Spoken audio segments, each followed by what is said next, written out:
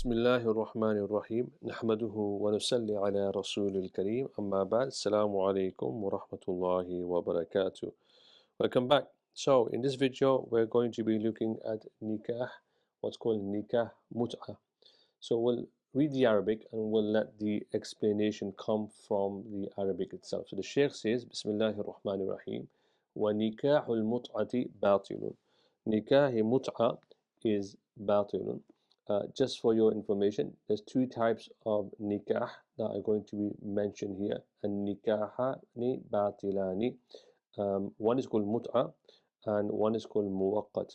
So mut'ah is the first one the Sheikh says.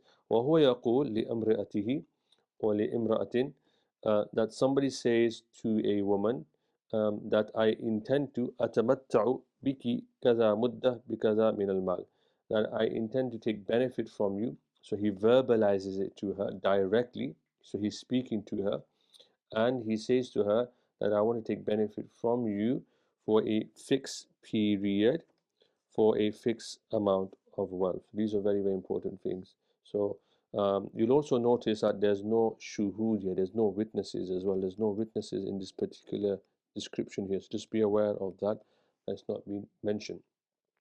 The Sheikh says that this type of nikah is batil, invalid, right from the outset. And then he says something very, very interesting.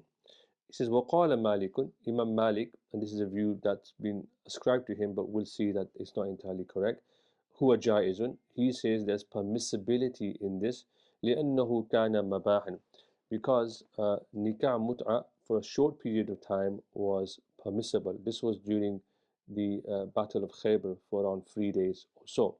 And so, according to this sort of principle, فَيَبْقَى إِلَى أَنْ يَظْهَرَ نَاسِخُهُ. So the hukam remains that muta should still be allowed until we have something that makes it mansukh, shows to us that it's abrogated, if you like. Now this view from Imam Malik is very, very interesting. وهكذا نقل, so it's mentioned from other ulama as well. So Imam Sarakhsi mentioned in his Mabsud, for example, that this is taken from Imam Malik, but as you'll see that there's no basis from this. But there's an important principle which I just want to kind of turn our attention to, which isn't directly related to this discussion, but I want to bring it out anyway, which is that وَالْحُكْمُ الثَّابِتُ يَبْقَى حَتَّى يَظْهَرُ نَاسِخُهُ. And this is what's been shown here. So although it's not explicitly mentioned, it's worth just reflecting upon a principle. Al-hukm al-thabit. So when you have a hukam and it's affirmed, so the Prophet ﷺ gave them permission for 3 days or so, then that should remain that way until you find something that abrogates it. What I want to do is show you something else, inshallah ta'ala, just as a kind of usul to help you, because I know a lot of students sometimes struggle in lessons because they're not always taught usul adequately. And so this is doing an ishara towards an issue to do with ambiguity. You'll find this in books of usul, and when you study usul al-fiqh, you'll find this. And usually you have something called zahir, and then you move up to something called nas or an-nas, and then you move up, and then you have something called al-mufassar, and then you have something that you move up towards further, which is called al-muhkam. I'm just going to mention this very, very quickly because students might find this beneficial. And what you're basically doing here is, as you go up, the ambiguity really reduces. Okay, so the ambiguity as you move up becomes less ambiguous, if you like.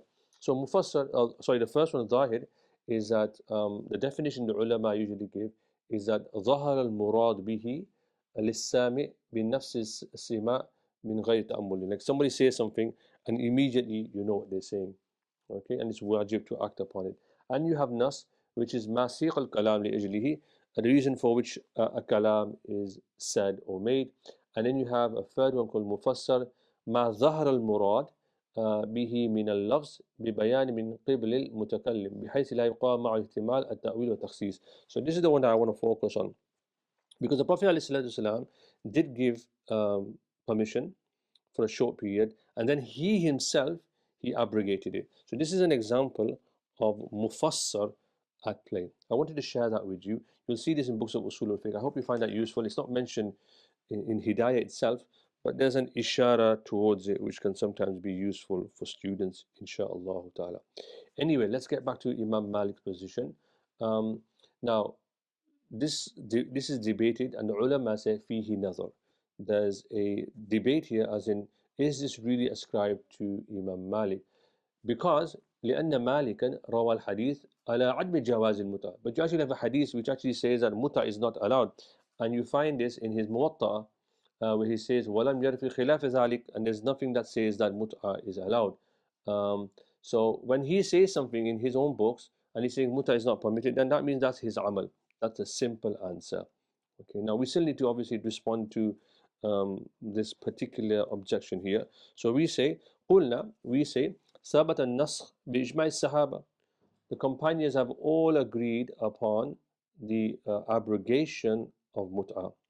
And then he makes an ishara towards Ibn Abbas radiallahu ta'ala anhu. So this is another point here. That صح رجوعه إلى قولهم, and he has made ruju back to the qawl, yani of the Sahaba.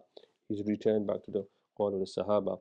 And this is because there is a view that was ascribed to him where he permitted it, but when he realized that this has been made abrogated by the Prophet sallallahu alaihi wasallam, he made ruju. So he himself made ruju. And there's also hadith, by the way, which I didn't mention. It's not mentioned here, but the Prophet sallallahu alaihi wasallam himself naha an mut'at nisa yawm Khaybar. He actually forbid this would mut'ah as well. So you have this from the Prophet sallallahu alaihi wasallam.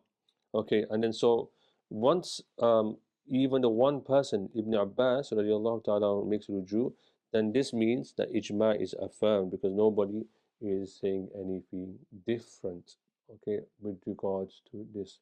For example, Ibn Abbas radiallahu ta'ala anhu, he was told by Ali radiallahu ta'ala anhu, this is in the books of hadith, you'll find this in, for example, Sharh Ma'an al-Athar, where he says, Ali radiallahu says to the Prophet, say to Ibn Abbas rather, that قد نهى عنها رسول صلى الله عليه وسلم وعن الحمر الأهلية يوم خيبر. So this is found in the traditions of the Prophet sallallahu alaihi wasallam.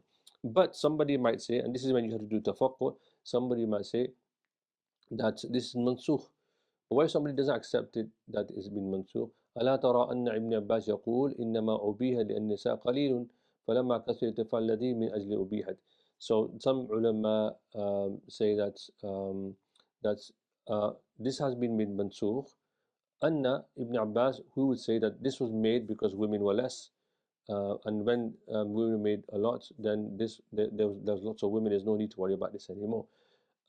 We could even respond and say, لا حاجة إلى دليل نسخ. We don't even need a proof of نسخ. Why? لأن الإباحة كان مؤقتا. This is an usul, that the permissibility was مؤقت for 3 days.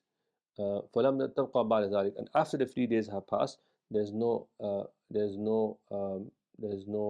gunjaish, there's no ability to say that muta is still valid. What he's basically saying is there's two ways you can approach this. One is to take the naskh argument, this one, or one is to say, that's one argument, or another argument you could say is that the hadith of the Prophet ﷺ says is that it's muwaqqat, it's time bound for 3 days. Right? Once those 3 days are over, in that particular moment, that hukam no longer applies. That's al-mut'ah for you. I'm going to move on to the next one, which is nikahul muwaqqat, inshaAllah ta'ala, in the next video.